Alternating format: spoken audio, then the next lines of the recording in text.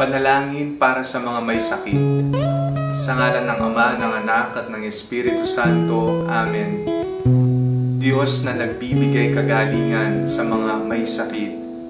Panginoon na nagbibigay ng lakas upang makayanan ang pang-araw-araw na pamumuhay namin.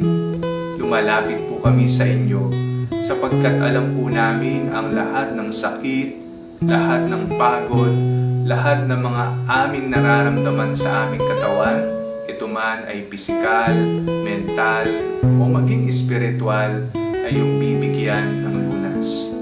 Kayo na pong bahala sa amin. Palakasin niyo po kami upang mapaglingkuran pa namin kayo at ang aming kapwa.